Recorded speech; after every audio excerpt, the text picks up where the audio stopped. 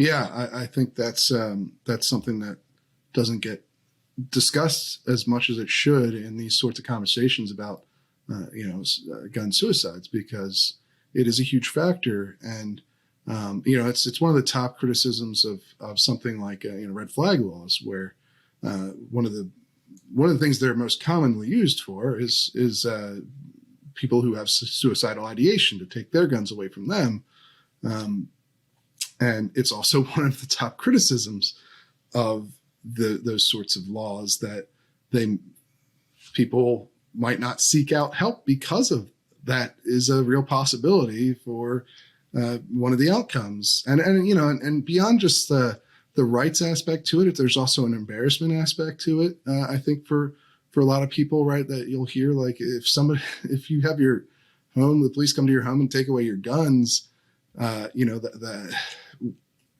that could help prevent suicides. I don't want to discount that as having a practical positive effect, but it could also have a negative effect on your mental health if it's not done properly. You know what I mean? Like, and then you have other statutes as well, as you were alluding to earlier, where if you want to have someone else hold your guns for safekeeping when you're having mental health struggles, and you don't want the guns, you've actively decided you don't want them around you during that time, which can again be a very healthy decision to make.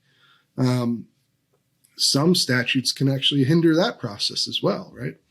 Yeah, you look at things like transfer laws. I always talk about when I especially when I'm talking to people in the mental health community. You don't want to create unintentional consequences to these things that you think are helping, right? And I've actually seen where I've talked about transfer laws, and especially like in the state I'm in right now, Nevada. If you came over to my house and you were just like, well, you don't look like you're doing so well, like, why don't I just remove the firearm?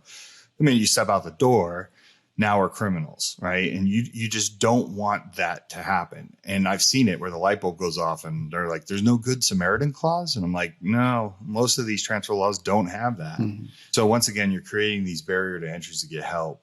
For me, anytime you can create time and space between someone and their firearm, because every crisis is temporary, I think that's a good thing. You want to encourage that, right? You want to encourage people to be able to go and drop their firearm off if they're doing, let's not even say it's a crisis. Let's just say, let's say I'm taking a medication and one of the side effects is suicidal thoughts, right? And I'm a responsible gun owner. I got kids in the house. I say, okay, for the next 30 days, I want to watch where my head's at while I'm taking these pills. But in the meantime, just better not have it in the house.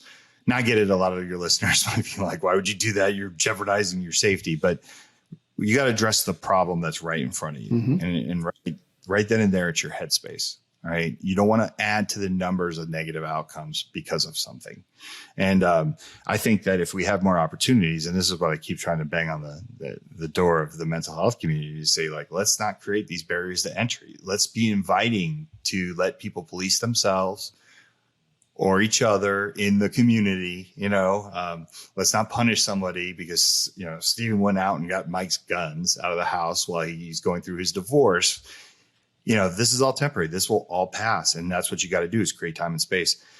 And yes, there are so many more deadlier ways. Like if you stand in front of a train, that's a pretty much guarantee you're a goner. Or jumping off like the Golden Gate Bridge. Those exist. But we're talking about something that is readily accessible right then and there. Yeah. And to be fair, is the most common means for committing suicide in the United States. It's not as though this is a rare way that people commit suicide, just to be, that's just reality of America. And that no need to, we don't need to pretend it's not, because that doesn't help anyone either.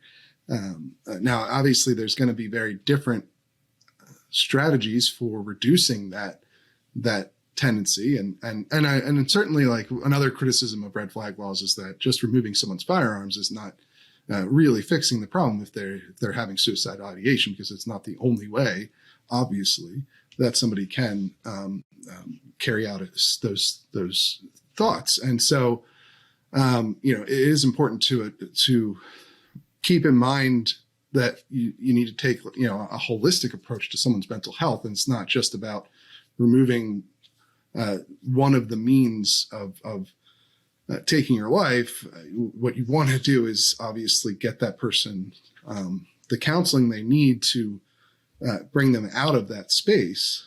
But it is, like you said, important to keep in mind that while they're in that headspace, it probably is better for many people to not be around firearms, to be able to, with their consent, and perhaps in extreme cases without their consent, that's obviously always going to be controversial. But in cases where they consent, they should have options to have their firearms removed temporarily.